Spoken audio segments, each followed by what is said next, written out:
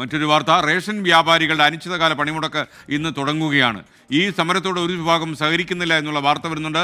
സംസ്ഥാനത്ത് 100-ലധികം റേഷൻ കടകൾ തുറന്ന് പ്രവർത്തിക്കുന്നു. ഇപ്പോൾ ഏറ്റവും അവസാന റിപ്പോർട്ട് അങ്ങനെയാണ് ലഭിക്കുന്നത്. തിരുവനന്തപുരം ജില്ലയിൽ തന്നെ 20-ലധികം കടകൾ തുറന്നു കഴിഞ്ഞു. എം ജി പ്രതീഷ് തിരുവനന്തപുരത്ത് നിന്ന് ചേരുന്നു. Pratheesh, good morning. യഥാർത്ഥത്തിൽ ഈ ഭരണാനുകൂല സംഘടനയുള്ള റേഷൻ കടക്കാരാണോ കടകൾ തുറന്ന് പ്രവർത്തിപ്പിക്കുന്നത്? എന്താണ് വിവരങ്ങൾ?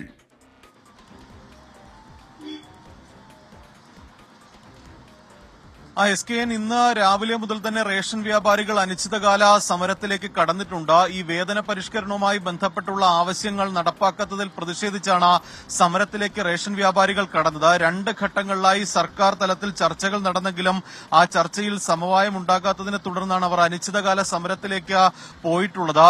SKN നേരത്തെ സൂചിപ്പിച്ചതുപോലെ സംസ്ഥാനത്തെ മുഴുവൻ റേഷൻ കടകളും അടച്ചിട്ടുള്ളൊരു പ്രതിഷേധത്തിലേക്കാണ് നിലവിൽ ഈ റേഷൻ വ്യാപാരികൾ പോയിട്ടുള്ളത്. പക്ഷേ അതിൽ ഒരു വിഭാഗം റേഷൻ വ്യാപാരികൾ ഇതിൽ സഹകരിക്കാതെ മാറി നിൽക്കുന്നുണ്ട്. ഈ സംസ്ഥാനത്ത് ഏകദേശം 14,000-ഓളം റേഷൻ കടകൾ ഉള്ളതിൽ 100-ഓളം റേഷൻ കടകൾ ഇതിനോടകം തന്നെ ഈ തുറന്ന് പ്രവർത്തിക്കുന്നുണ്ട്. പക്ഷേ വലിയൊരു ശതമാനം, അല്ലെങ്കിൽ ഒരു 90% റേഷൻ കടകളും സംസ്ഥാനത്ത് ഇന്ന് അടഞ്ഞു കിടക്കുകയാണ്.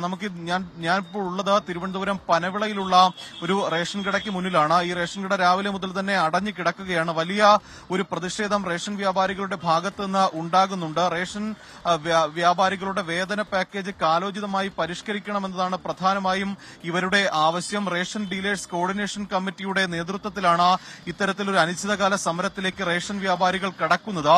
ഈ മന്ത്രി പക്ഷേ ഇതുമായി ബന്ധപ്പെട്ട ഒരു അന്ത്യശാസനം അല്ലെങ്കിൽ ഒരു ശക്തമായ മുന്നറിയിപ്പാണ് ഈ റേഷൻ സമരവുമായി ബന്ധപ്പെട്ട് മുന്നോട്ട് വച്ചിട്ടുള്ളത്. ഇന്ന് രാവിലെ മന്ത്രി GR അനിൽ പ്രതികരിക്കുമ്പോൾ പോലും അത്തരത്തിലൊരു മുന്നറിയിപ്പ് തന്നെയാണ് റേഷൻ വ്യാപാരികളുടെ സമരത്തിന് മുന്നിൽ വച്ചിട്ടുള്ളത്. കാരണം ഈ സമരവുമായി മുന്നോട്ട് പോയാൽ റേഷൻ വ്യാപാരികളുടെ ലൈസൻസ് അടക്കം റദ്ദാക്കുന്ന ശക്തമായ നടപടിയിലേക്ക് സർക്കാർ പോകുമെന്ന മുന്നറിയിപ്പ് നൽകുന്നുണ്ട്. മാത്രമല്ല, ഈ ഉപഭോക്താക്കൾക്ക് ഭക്ഷ്യധാന്യങ്ങൾ നൽകാതെ വന്നാൽ ഭക്ഷ്യസുരക്ഷ അലവൻസ് ഈ ലൈസൻസുകൾ നൽകേണ്ടി വരും എന്നുള്ള ഒരു നിർദ്ദേശമുണ്ട്.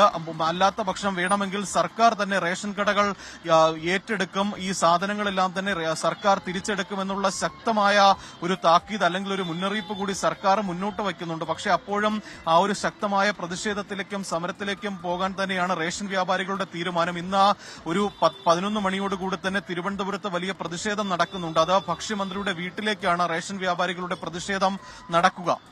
ഓക്കെ, എം ജി പ്രതീഷാണ് വിവരങ്ങൾ നൽകിയത്. ഒരു വിഭാഗം റേഷൻ വ്യാപാരികൾ ഈ സമരത്തിൽ പങ്കെടുക്കുന്നില്ല. ഇന്ന് റേഷൻ കടകൾ അടച്ചിട്ടുള്ള പ്രതിഷേധത്തിലാണ് റേഷൻ വ്യാപാരികൾ.